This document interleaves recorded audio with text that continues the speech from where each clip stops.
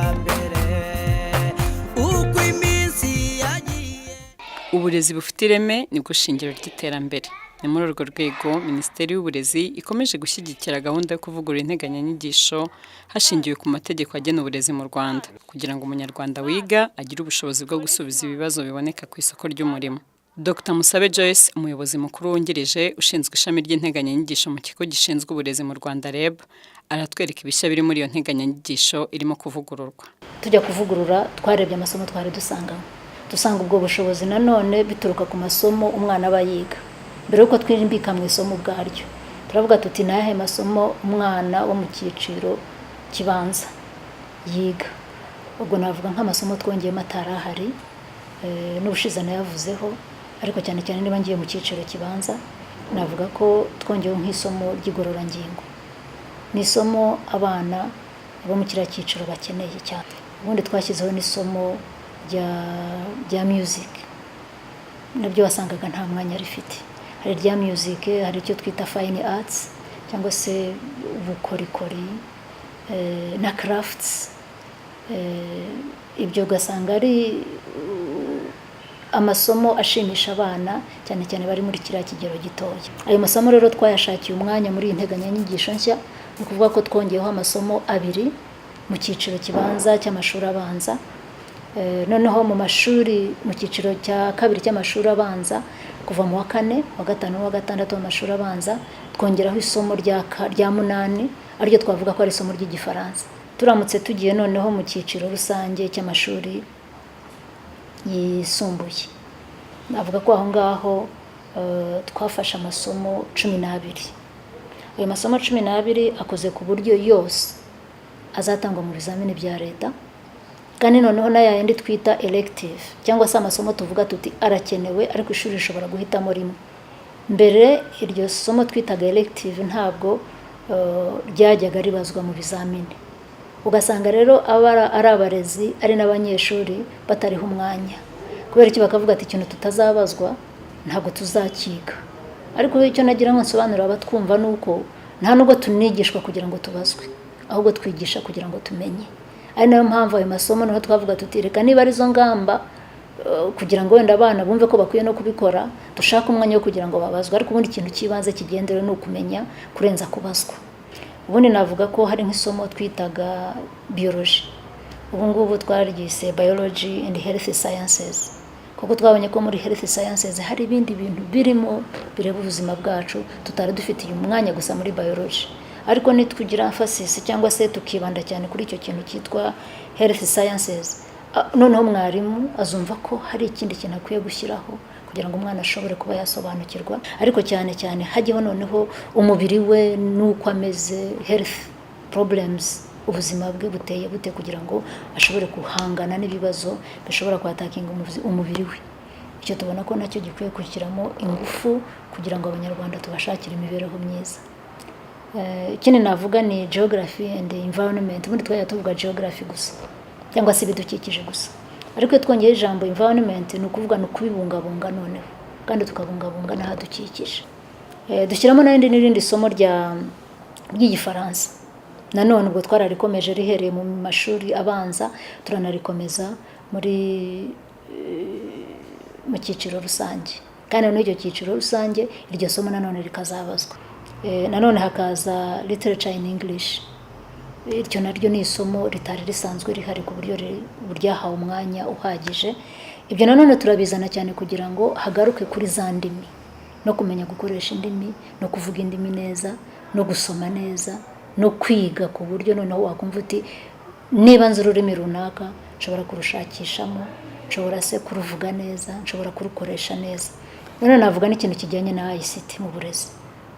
Icyo nacyo twagihaye intebe cyane kuva mu mashuri abanza, si no kuva mu cyiciro rusange gusa, kuva mu wa mbere amashuri abanza, yewe no kuva muri bariya bana b'inshuke. Naho hari udukino tuzagenda dukoresheje ICT, dukoresheje twafo za telefone zubona bijyanye na tekinoloji dufite mu gihugu cyacu, niyo dushobora kuba twabona. Ibyo twabihereyeho kuva mu mashuri abanza tukagenda tugera no mu mashuri yisumbuye. Ariko noneho ikindi dushaka cyane muri aya mashuri bambe muri icyo cyiciro rusange, nuko aya masomo yose navuga azigishwa yagenewe amasaha kandi azanabazwa. Ibyo rero ugasanga ko nta somo baziga ritazabazwa. Turamutse tugiye noneho mu cyiciro cyo hejuru, ni ukuvuga muri za combinations cyangwa se za section, tugiye ubundi dufite combinations eshatu. Izo combinations eshatu cyane cyane zigaragara muri sciences. Muri sciences tuzashyizemo combinations 8. Noneho turagenda tujya no muri humanities, ni combinations esheshatu. Ubutaha wenda tuzagenda dutanga details zazo, ariko noneho hakaza na combinations eshatu zijyanye na languages, indimi. Urumva niba dufite science tukagira humanities tukagira n'indimi, ni nko twavuga ko ibintu byose byakomanyirije hamwe ariko ku buryo byose byuzuzanya.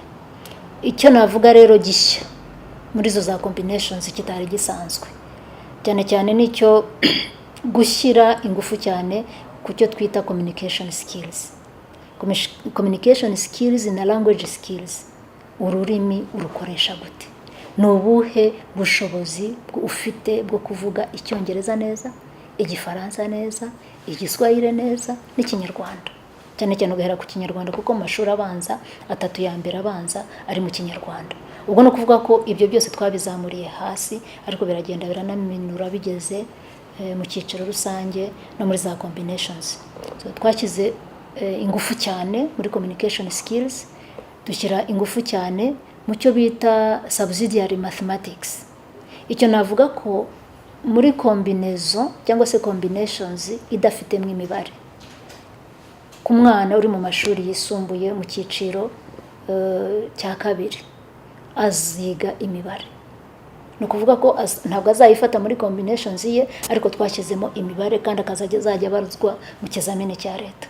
Ibyo byagaragaraga mbere uvuga uti niba mpisemo humanities imibare nzigo, ntabwo ariko biri. Imibare ugomba kuyiga kuko ntabwo dushaka ko mwana azagira umupaka uzamubuza kwiga muri kaminuza kuko bavuga bati imibare ntabwo wayize.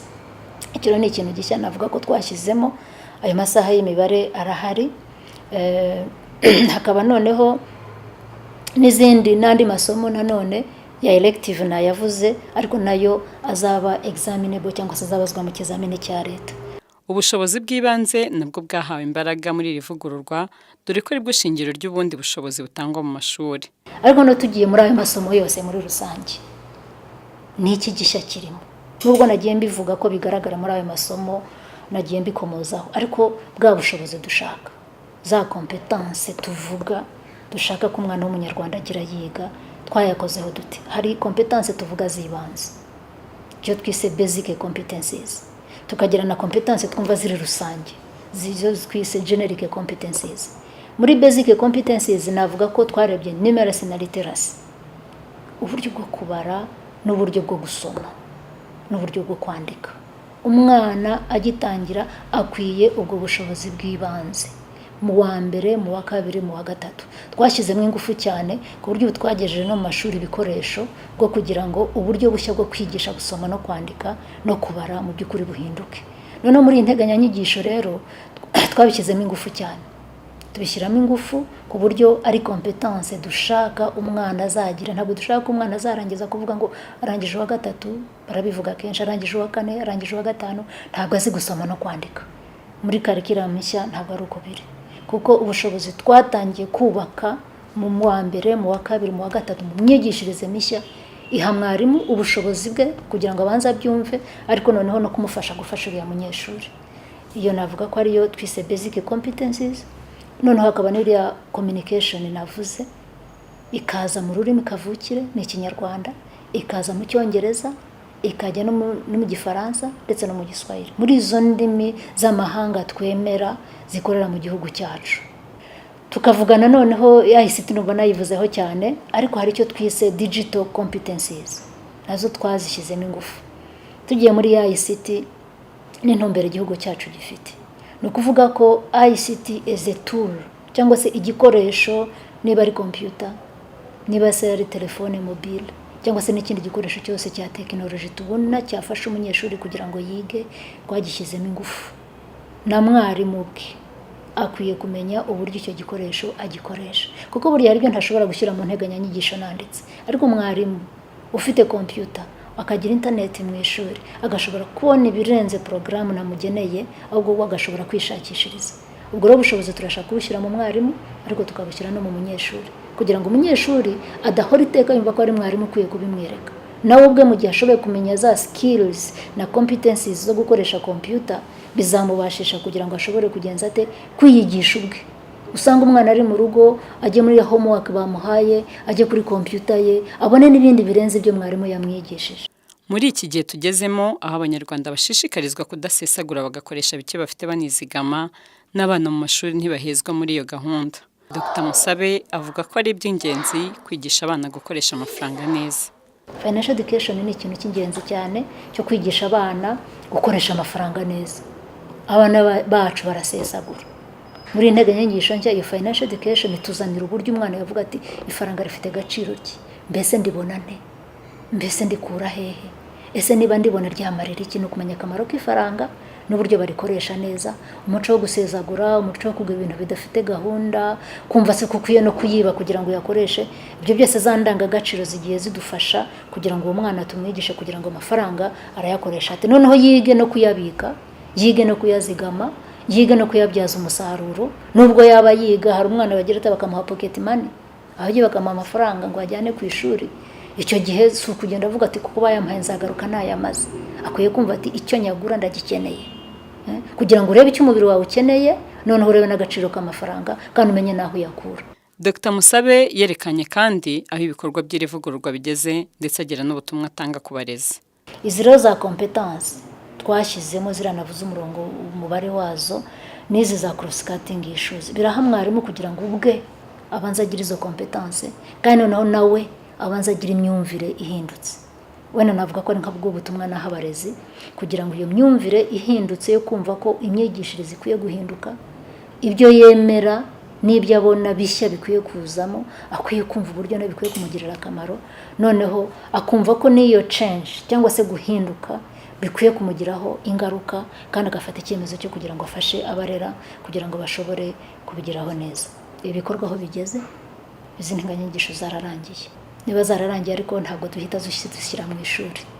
Icyo tugiye gukora nuko tugiye noneho kwegera abarimu, tukabasobanurira, tukabahugura, tukabereka ibishya biri mu nteganyanyigisho n'uburyo bizakoreshwa. Ikindi nuko tugiye no gutegura noneho imfashanyigisho. Imfashanyigisho no kuvuga ko integanyanyigisho ubwazo zidahagije, hari ibitabo n'ibindi bikoresho bijyanye no kwigisha. Ibyo rero byose uyu mwaka wa 2015 niho twawuhariye kugira ngo bibe birangiye, noneho muri 2016 integanyanyigisho zijye mu mashuri. Icyo navuga ubutumwa natanga nuko mu gihe tuzaba tubishyikirije abarezi, bazumva ko izi mpinduka bakwiye kuzigiramo uruhare, nta nubwo zaduha umusaruro umurezi atabyumvise. Kandi amahugurwa tugiye gutegura muri uyu mwaka ngasaba abarezi bose kuyakira. Ariko noneho muri ziriya za cross cutting issues tukaba dufite n'ibindi bigo twagiye dukorana. Mvuze nka genocide studies twakoranye na CNRG, mvuze peace education and values twakoranye na Aegis Trust, dukorana n'itorero ry'igihugu, dukorana na Wellspring Foundation mu byerekeye values. Mvuze mu byerekeye nk'uburezi budaheza inclusive, dufite aba expert bari KI na Ministry of Education, abo bagiye badufasha kugira ngo n'indi miryango ifite izo programme mu nshingano zayo. Tuvuze nka financial education navuze, twakoranye na Access to Finance Rwanda, dukorana na Minecofin, baduha aba expert bashobora kudufasha kugira ngo izo component navuze tugenda tuzishyiramo. Tuvuze nk'ubuziranenge, sinzi ko icyo kintu nakivuze ariko ni ikintu cyiza cyane. Standards turashaka ko abanyarwanda bagira umuco wo kuvuga ngo icyiza. Ubwo twakoranye na Rwanda Bureau of Standards, noneho badufasha kugira ngo nanone tugire ibintu dushyira mu nteganyanyigisho bijyanye n'ubuziranenge. Ubuziranenge tuburebera mu mazi tunywa, ubuziranenge tuburebera mu byo turya, ubuziranenge turaguhitamo ukavuga uti niba iki kintu gifite itariki bakambwira bati mu mezi 5 kizaba ziba expired, ukumva ingaruka mbi byakugiraho uramutse ugikoresheje. Ubwo buziranenge nabwo ni ikintu twashyizemo kugira ngo bishobore kudufasha muri ya mibereho myiza dushakira umwana w'umunyarwanda. Babyeyi barezi namwe banyeshuri mwiyumviye ibyiza Minisiteri y'Uburezi bahishiye. Naha buri umwe wese rero gushyira mu bikorwa icyo asabwa kugira ngo ibyo byiza bizagerweho uko byifujwe.